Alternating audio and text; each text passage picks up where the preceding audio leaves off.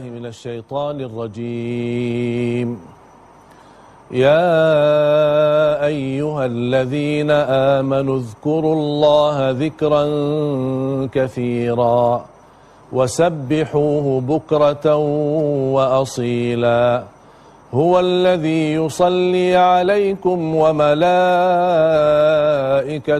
ليخرجكم من الظلمات إلى النور وكان بالمؤمنين رحيما. Sadaqallahul Azim. Pemirsa damai Indonesiaku dimanapun anda berada, amalan yang paling ringan di dalam ajaran Islam adalah zikrullah. Ringan di atas lidah, berat di atas timbangan, dan dicintai Allah. Subhanallah wa bihamdih, subhanallahil azim. Orang mukmin berzikir, orang munafik pun berzikir. Orang mukmin salat, orang munafik pun salat. Terus bedanya apa? Innal munafiqina yukhadi'una Allah wa huwa khadi'uhum wa idza qamu ila as-salati qamu kusala yura'una an-nasa wa la yadhkuruna Allah illa qalila. Orang munafik salat, tapi salatnya malas dan riya. Kusala yura'una an-nas wa la yadhkuruna Allah illa qalila. Orang munafik zikir, tapi zikirnya sedikit. Makanya kita harus menghindari dan melamatkan diri kita dari sifat kemunafikan. Salat yang tumakninah akan menantarkan kekhusyuan. Salat yang nikmat akan menantarkan kemuliaan. Termasuk salat malam. Syaraful mu'min salatul lail. Kemuliaan seorang mukmin adalah salat malamnya. Di antara zikir dan istighfar adalah doa Nabi Yunus ketika kita ingin terhindar dari musibah dan COVID-19. Nabi Yunus, Allah subhanahu wa ta'ala memberikan ujian, didiamkan di dalam perutnya ikan, menghadapi 3 kegelapan. Gelapnya malam, kemudian gelapnya kesusahan dan fikiran, gelapnya laut, kemudian yang ketiga gelapnya perutnya ikan. Tapi Allah bisa keluarkan Nabi Yunus dari 3 kegelapan ini dengan munajatnya dan doanya, La ilaha illa anta subhanaka inni kuntu minadh zalimin. Boleh menjadi wirid kita setiap waktu dan setiap saat dalam kondisi yang kita hadapi ujian COVID-19.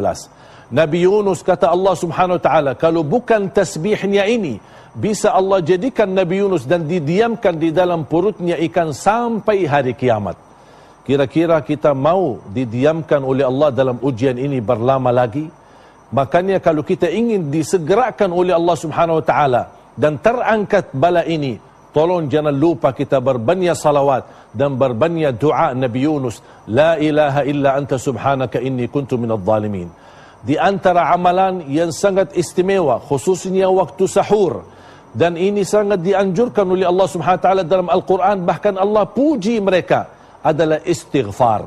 Artinya habis anda tahajud atau habis makan sahur, kira-kira mendekati waktu subuh, 30 minit atau 40 minit sebelum azan subuh, isi waktu itu dengan istighfar. Karena Allah subhanahu wa ta'ala memilih waktu itu, istighfar itu lebih baik daripada salat malam itu sendiri.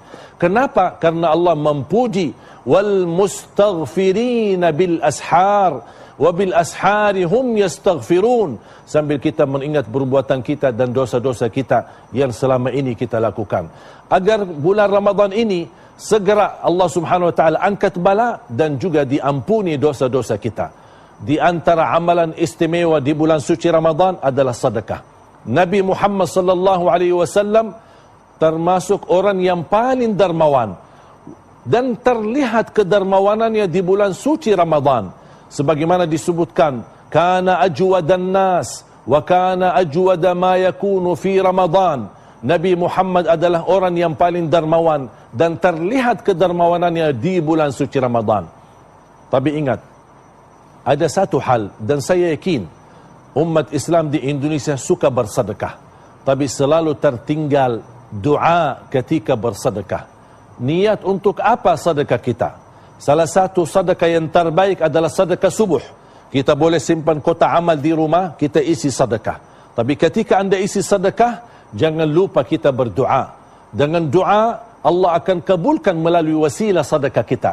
Di antara doa yang kita panjatkan kepada Allah Subhanahu Wa Taala, kita memohon agar tertolak bala ini, agar Allah angkat bala ini, Allah angkat COVID-19 ini. Dengan kedatangan bulan Ramadan, insya-Allah segera kepergian COVID-19. Makanya jemaah sekalian, sedekah seperti Nabi Muhammad sallallahu alaihi wasallam yang disertakan doa. Saya tahu banyak jemaah yang suka bersedekah, tapi seringkali terlupa doanya saat kita menyelesaikan sedekah. Salah satu contoh atau salah satu cara ketika kita bersedekah, ya Allah, aku mohon titipkan pahala sedekah ini untuk kedua orang tuaku. Ya Allah, dengan berkah sedekah ini, aku mohon segera angkatkan bala ini, musibah yang kita hadapi. Ya Allah, dengan berkah sedekah ini, karuniailah kepada anak kami menjadi penghafal Al-Quran. Jamaah sekalian, bulan suci Ramadan bagi saya tahun ini hadiah spesial yang luar biasa. Kenapa memiliki keistimewaan kali ini dibandingkan Ramadan yang sebelumnya? Karena kali ini kita diberikan fasilitas dan keterbatasan untuk beribadah supaya kita punya satu hal.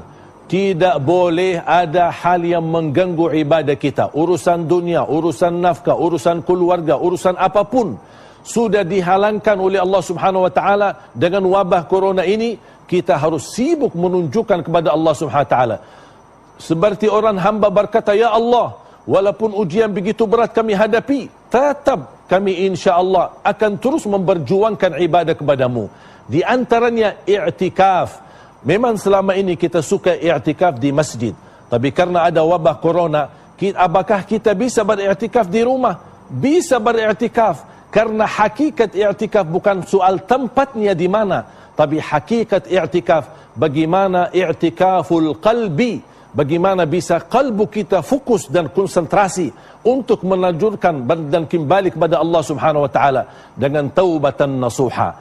Allah turunkan bala sebab dosa, akan Allah angkat bala lagi dengan taubat kita. Wa ma rufi'a bala'un illa bitaubah, tidak akan terangkat bala kembali kecuali dengan taubat kita. Jamaah sekalian dimuliakan Allah Subhanahu Wa Taala, tasbih koka dari Madinah, insya Allah selalu bersedekah terhindar dari corona.